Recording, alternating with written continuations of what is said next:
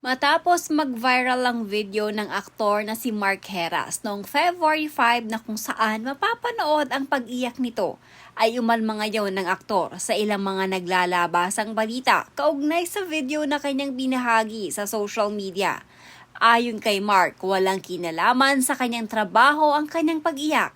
Anya, personal na problema umano ang dahilan kung bakit siya naging emosyonal. FYI, sa mga basta may maipost lang kung ano-anong storya ang ginagawa basta may ma-content lang. Huwag kayong yung post ko na umiiyak ay tungkol sa personal na problema. Huwag kayong tanga at mahilig gumawa ng kwento para lang sa content nyo.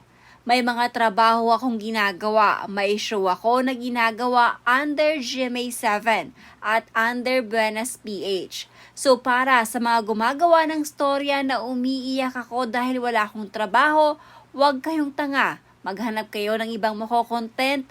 Huwag ako mga hindi naman lingid sa ating kaalaman na naging usap-usapan si Mark dahil sa pagiging emosyonal nito na umagaw ng atensyon sa mga netizens lalo na sa mga malalapit sa kanya sa industriya ng showbiz.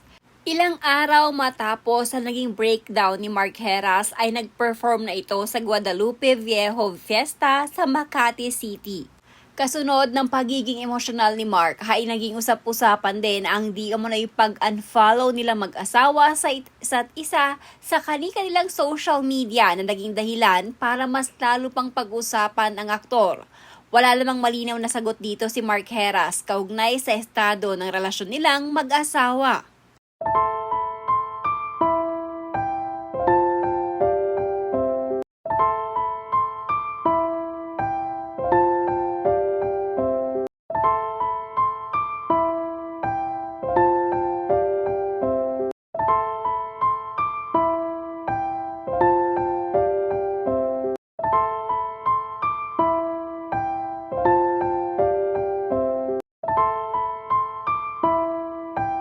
May kanya-kanya kasi tayong problema. Sa sobrang bigat, halos di na niya mapasan. Kaya sa ganitong paraan na lang na ilalabas sa loob niya. Pero wag na lang husgahan dahil tao tayo, marunong mapagod sa lahat ng bagay.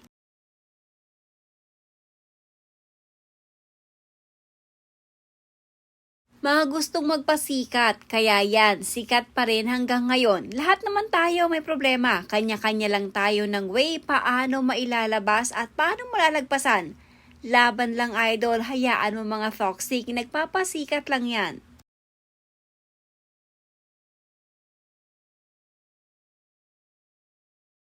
Actually, yup, it's so nakakainis if it's a lie. Pero it made the people curious about you to the point na i-search at baka nga na-follow ka pa ng iba dahil sa mga kinaiinisan mong content and everything. But of course, nakakainis nga kasi it's not true.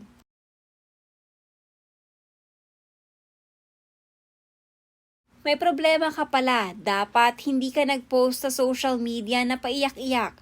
Just solve your personal problems in private kung ayaw mong mabash at magawa ng kung ano ng kwento. Lakas ng loob mo rin magmura.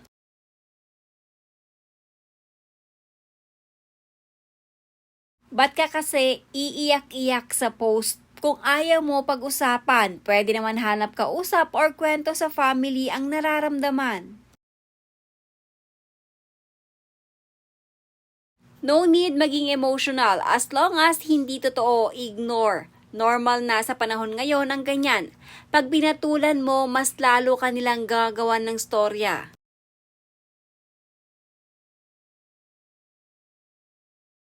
Mark Heras, also known the bad boy of the dance floor. Be humble, be kind, be patient all the time. Artista ka. Kilala ka, normal lang na may mga taong hindi masaya sa buhay nila.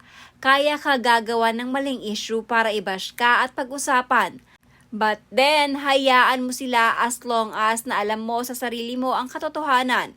Wala kang dapat ipaliwanag. Yung mga tao mo alalapit sa buhay mo, sila ang mas nakakakilala sa'yo kung gaano ka kahusay na artista.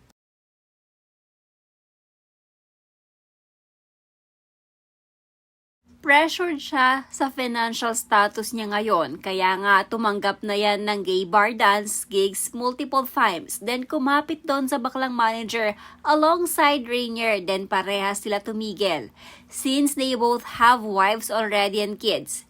Di na renewed contract ni Mark ever since na reformat AOS and River Cruz took over his main dancer role in Sunday shows of GMA.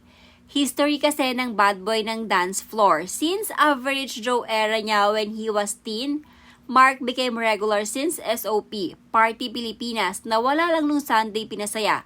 Sunday All-Stars din nawala siya as sa all-out Sunday ng GMA. Literal din nakapit sa patalim. May nag-circulate siya videos like Gil Cuerva, Mark Anthony Fernandez, #Nico, ang mukhang underground gig yun ng mga laos na artista. Hindi niya na-sustain popularity niya unlike Jen who became an A-lister.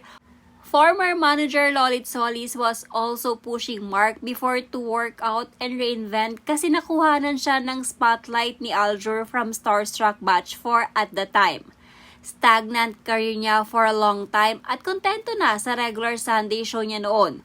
Call for help niya din yan. One of his batchmates, Tyron Perez, who was 27 then did the unthinkable. Tito siya ni Ayon Perez. Stay strong and also accept normal jobs kung talagang hindi na nag-work showbiz for you.